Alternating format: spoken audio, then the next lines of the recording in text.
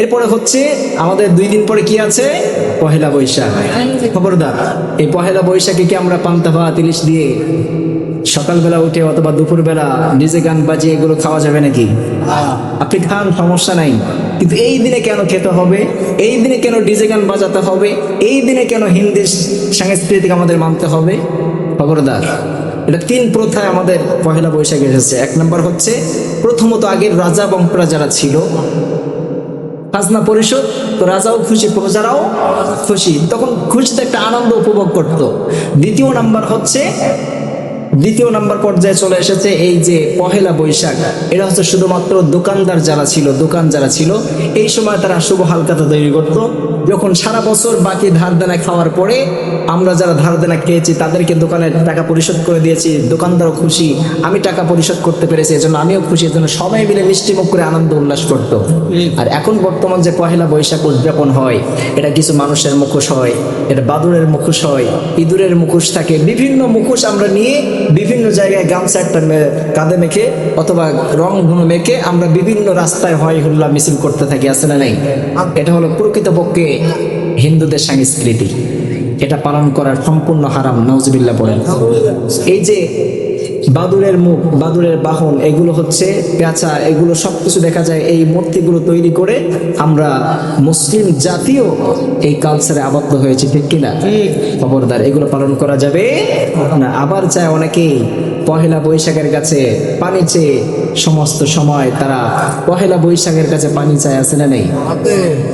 পহেলা বৈশাখ কি পানি দিতে পারে? খবরদার, এই মেঘের কাছে পানি চাওয়া যাবে না। বৈশাখী মেঘের কাছে জল চেয়ে তুমি কাঁদবে, আমি চাই না, তুমি কাঁদবে, আমি চাই না। বৈশাখী মেঘের কাছে কখনোই জল চাওয়া যাবে না, কারণ বৈশাখ কখনো জল দিতে পারে নাকি? এই বৈশাখী মেঘ কখনো পানি দিতে পারে নাকি? বৃষ্টি দেন একজন, তিনি কে? আরো জোরে বলেন, তিনি কে?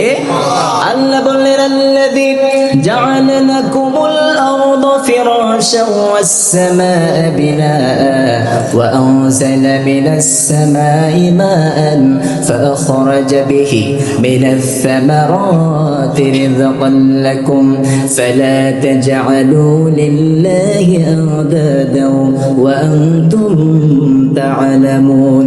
আল্লাহ বললেন, গোলাম শোনো শোনো, তোমাদের জন্য এই আসমানটাকে ছাদ হিসেবে ব্যবহার করতে বলেছেন কে?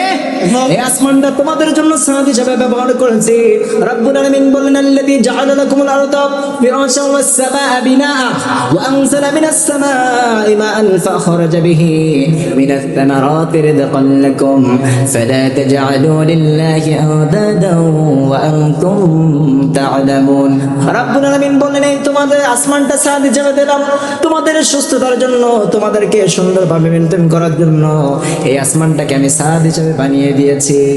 এরপরে রব্বুল আলামিন বললেন, ফালা তাজআলু লিল্লাহি আনদাদা ওয়া আনতুম তা'লামুন। রব্বুল আলামিন বললেন, এই যে তোমাদের আসমান থেকে আমি যে বৃষ্টি নাযিল করি, নাযযালা আলাইকাল কুরআন, কোরআনের মধ্যে নাযিল করে দিয়েছি। ও গোলাম শোনো শোনো, এই যে আসমান থেকে তোমাদের বৃষ্টি বর্ষণ করা হয়, একটু জিকির করেন, সুবহানাল্লাহ আলহামদুলিল্লাহ লা ইলাহা ইল্লাল্লাহ আলহামদুলিল্লাহ লা ইলাহা ইল্লাল্লাহ। রব্বুল আলামিন বললেন, ওয়া আনজালা মিনাস সামাই মাআন ফাআখরাজা বিহি মিনাস সামারাতি রিযকান লাকুম। রব্বুল আলামিন বললেন, আসমান থেকে যে বৃষ্টি নাযিল করি, এই বৃষ্টি নাযিল হওয়ার পরে জমিনটাকে উর্বর করে দেয় একজন, তিনি কে? আর জমিন যখন উর্বর হয়ে যায়, এই জমিনটাকে সোনার ফসল ফলিয়ে দেয় একজন, তিনি কে? আর এই মিনাস সামারাত, এই যে ফলমূল গুলো হয় সব কিছু কার দান? আরো জোরে বলেন, কার দান? এই যে ফলমূল গুলো দিয়ে দেয়, তব রিজিকের ব্যবস্থা করেন একজন, তিনি কে? এজন্য বৈশাখী মেঘের কাছে পানি চাওয়া যাবে নাকি? সব কিছুর ক্ষমতাশীল একজন, তিনি কে? পৃথিবীর কেউ ক্ষমতাশীল হতে পারে নাকি? কথা বলেন না কেন? ওয়া তুইজ্জু মান তাশা ওয়া তুজিল্লু মান তাশা বিয়াদিকাল। রব্বুল আলামিন বললেন, আমি কাউকে সম্মান দান করি, আবার কাউকে সম্মানের চেয়ার থেকে নামাতে পারে একজন, তিনি কে? এজন্য রব্বুল আলামিন বলেন, তাবারাকাল্লাযী বিয়াদিহিল মুলকু ওয়া হুয়া আলা কুল্লি শাইইন কাদির। রাব্বুল আলামিন বললেন, গোলাম শোনো সব, এই পৃথিবীর সব ক্ষমতার উৎস আমার হাতে। আলহামদুলিল্লাহি রাব্বিল আলামিন, উভয় জগতের প্রতিপালক একজন, তিনি কে? তার কাছে চাওয়ার দরকার আছে না নাই? কিন্তু তার কাছে না চেয়ে মাজারে যেয়ে চাই আছে না নাই? মাজারে যাওয়া যাবে নাকি? খাজা বাবার দরবারে যাওয়া যাবে নাকি? খাজা সব পূরণ করতে পারে নাকি? মৃত মানুষ আমাদের কিছু দিতে পারে? সব কিছু দিতে পারেন একজন, তিনি কে? কারোর কাছে চাওয়া যাবে না, চাইতে হবে কার কাছে? কেউ যেটা পারে না, পারে কে? কেউ যেটা দেখে না, দেখে কে? কেউ যেটা দেয় না, সেটা দেয় কে? এজন্য সবকিছু রবের কাছে যাওয়ার দরকার আছে না নাই? আমার সব জীবনের আশা আকাঙ্ক্ষা গুলো পূরণ করতে পারে কে? পৃথিবীর কেউ আমার আশা আকাঙ্ক্ষা পূরণ করবে নাকি? আমার জীবনের সব চাওয়াগুলো পূরণ করবেন কে?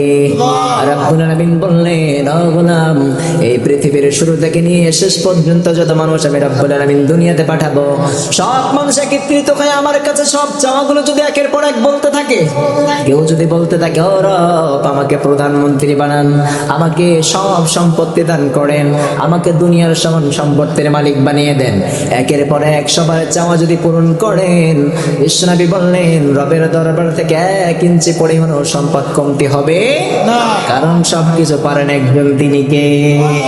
এজন্য করে রবের কাছে চাওয়ার দরকার আছে না নাই? কিন্তু রবের কাছে না চেয়ে মাজারে যাওয়ার পরে বলে, বাবা একটা সন্তান দেন, আছে না নাই? সন্তান দেওয়ার মালিক কে? আবার সন্তান নাও দেওয়ার মালিক কে? কাউকে ছেলে দেয়, আবার কাউকে মেয়ে দেন, একজন, তিনি কে? কাউকে ছেলেও দেন না, আবার মেয়েও দেন না, একজন, তিনি কে? সবকিছু পরীক্ষা করেন একজন, তিনি কে?